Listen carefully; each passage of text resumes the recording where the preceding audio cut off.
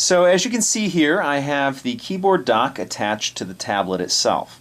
And you can actually still manipulate the touch screen with your finger, or you can control it with the keyboard itself down here. Now, as with a lot of the other features on this device, I go a lot more in-depth on dedicated videos, and I actually have a dedicated video on this keyboard dock here. So I'll just go over the highlights, but if you want to see that video, please click at the link at the end of this video and you can check it out. But some of the unique functionality you're going to find here is with this touchpad. Now normally you don't see a mouse pointer in Android, but as you can see, I think you can see it there, I'm actually manipulating a mouse pointer on the screen. It's actually a black pointer outlined in a light blue. So I'm using the trackpad down here to manipulate things on the screen, and if I want, I can just single click, whether it be a right or a left click, and bring up an app. Now, one thing I neglected to mention in my dedicated video on this keyboard is that you can actually use multi-touch gestures. You can actually use a two-finger scroll on the touchpad down here, and as you can see, it scrolls through the different stories on this Engadget app here. Now, it's pretty much just second nature for me to do that. That's how I do my scrolling on all of my laptops. I actually have my Chromebook and I have my regular laptop, and now I have this device, which is sort of in the laptop form factor. So I neglected to mention it, but it's something that I do that's second nature to me, so I neglected to mention it in my previous video, but Jim60631 brought it to my attention that I should mention it. He also suggested that I might want to mention that you can hit the Alt and Tab key to bring up your recent apps here. Now, as I showed you before in the app, you can use your two-finger scroll, but I wanted to show you this in an actual web page. Now, this is the stock Android browser here, but as I do my two-finger scroll, what you might notice is on the far right-hand side, there's actually a scroll bar over there. So you can do one of a couple of things to do your scrolling on this. You can use the multi-touch touchpad down here, obviously, to do your scrolling. You can just scroll with your finger here. Or what you can do is you can use this scroll bar here and grab it and just move it up and down. Now, the interesting thing is that when you actually use the touch screen over here, if I want to bring the page up, I push my finger up. But if I want to bring the page up using the scroll bar over here, I push down. Pretty interesting.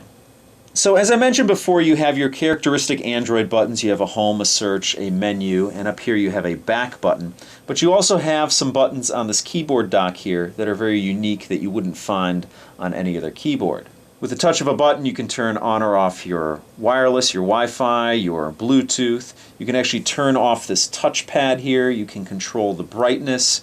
You can actually take a screenshot with a button here. Now, I showed you how you could do a screenshot earlier by holding down the multitasking button, but you can actually take a screenshot by just clicking on this button here as well.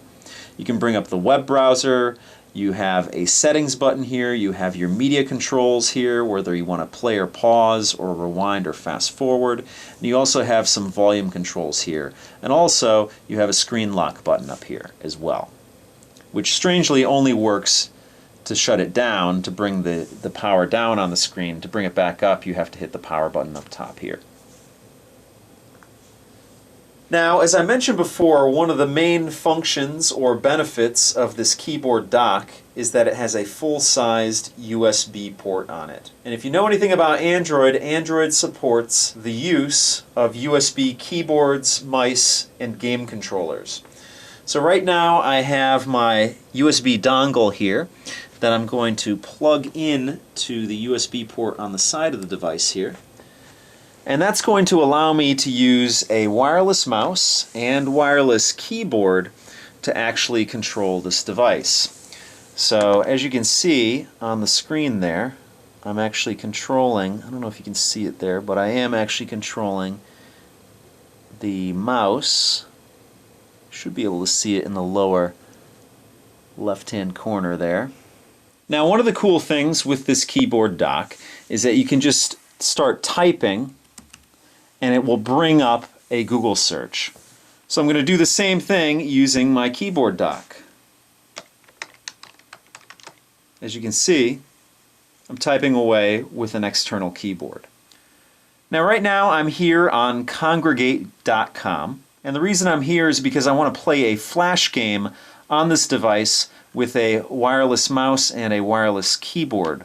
Now, as you would expect with the wireless mouse, I'm just going to scroll. I'm using the scroll wheel, and it works just fine. So I'm just going to pick a game here, a random game. The first one here, it says The Ocean Around Me. I'm going to click on that, and let's see how this works here. It's trying to get me to use the Android app. Hopefully I don't have to use it, but we'll see. And it says here, would you like to mute the game? I'm going to put no.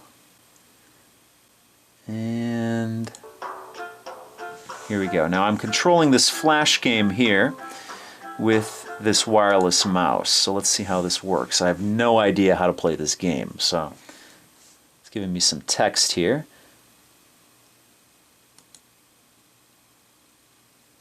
So it looks like I have some tools here, and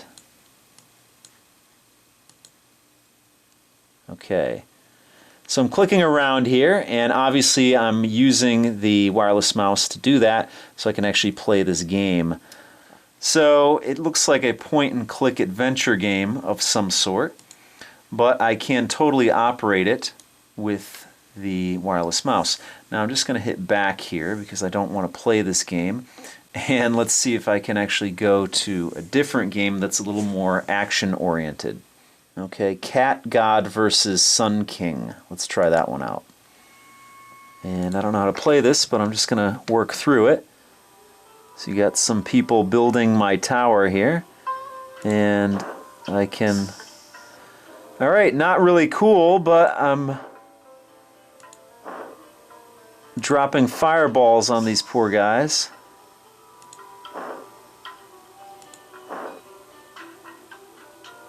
And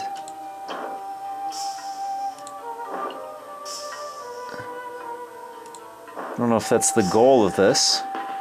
I guess it's just to punish the poor guys who are trying to build a temple. So as you can see there, I was using the wireless mouse on that. So as you can see, a keyboard and mouse will work, but also a game controller will work as well. Now I haven't mapped all of the keys on here, but I have gotten the directional cross to work, and I just press down on it and it will move down. As you can see, it'll move down on the selections here. And the same would happen if I move up. Now, if you're familiar with my channel, you might know that I did a tablet frustrations video. And that's basically tablets are not quite mature enough to handle all of your needs. And in that video, I just highlighted one quirk that I found on the Apple iPad 2. One quirk that I was going to highlight on this device was pretty much a shortcoming of Android 3.2 Honeycomb. And it manifested itself when I would send out tweets or if I would respond to comments here on my YouTube page. And let me show you what I mean. Right here I have a comment from Little Pop Jim, and he commented on my ASUS Eee Transformer Prime keyboard dock video. And let me just go, and I'm going to go to see all comments here, and I'm going to show you what I'm talking about. Now if I wanted to respond to his comment here, which I'm going to do right now, I just go over here to reply, and I can reply no problem. So I have my little @reply, @LittlePopJim here, and then I can type after that. But with Android Honeycomb, if you wanted to type, even though the cursor was after the @reply, if you started to type, it would start to type before the @reply. And it really was just a bug. Like I said, it would happen with Twitter, and it also happened here. But now with Android Ice Cream Sandwich, that's no longer a problem. I can start typing here. and it types just perfectly. So it's nice to see that these things are getting ironed out as time goes on. It makes the devices more functional, and it brings them up to par with the laptop and desktop alternatives out there. So let me just finish responding to this. So that's the ASUS ePad Transformer Prime, the tablet and the keyboard dock. If you want to know more about this tablet, and I didn't cover it in this video, chances are I covered it in one of my previous videos. So click on the link at the end of this video and you can see a little bit more in depth in the different features and functions of this device. So that's pretty much a walkthrough on the device. Now it's time for my conclusion. Obviously every device has its pros and cons, and this device is no different. As far as tablets go, to me it's one of the best tablets on the market today. Not only do you get a cutting-edge quad-core processor in the device, but it's running Android 4.0 Honeycomb, so you get the latest version of Android on it, and it seems as if ASUS is very committed to getting you the latest version of Android on your devices. That's something that can't be said for every Android device maker out there. Motorola, Samsung, HTC, LG could all take notes from ASUS in that department. You get a nice, bright, super IPS Plus display and a good quality 8 megapixel camera on the rear of this device. So as far as specs go, if you get this tablet, you're on the cutting edge. To me, the real selling point on this device, though, is this keyboard dock. And the reason for that is because it allows you for a lot of functionality and a lot of flexibility. Not everybody uses their device in the same way. So it's nice to have a device that allows you a lot of flexibility in the way that you can use it. Personally, I hate holding tablets. So it's great to have a keyboard dock where I can actually dock it into, and I can just sit it on the table here, maybe watch a movie on Netflix on there, or just surf the internet or read something and not have to worry about constantly holding my device. Also, this keyboard dock allows you to have a full-sized physical keyboard, which is going to allow you to be more productive because you can actually type faster on it. In addition to all that, you get the additional full-sized USB port and full-sized SD card reader on the dock itself. And the icing on the cake is that the keyboard dock has an additional battery in it, so it's going to extend the battery life of your device. So as far as a tablet goes, if you want a full-sized tablet and not a 7-inch tablet, I would definitely recommend this device. It has higher specs than the Apple iPad 2, and you get more for your money with this device. So the 32 gigabyte version of this device, minus the keyboard, but we're just talking about the tablet itself, the 32 gigabyte version of this costs the same as the 16 gigabyte version of the Apple iPad 2. Now, another thing I like about this device is that ASUS has put its characteristic spin on the device without having to actually skin it. So you actually have characteristic ASUS widgets and programs on the device, but you can always revert back to the stock Android features if you want. So you don't have to use ASUS's widgets and programs, or even their keyboard. You could always revert back to the stock Android, and I really like that on this device. Now, is this going to replace a laptop or a desktop?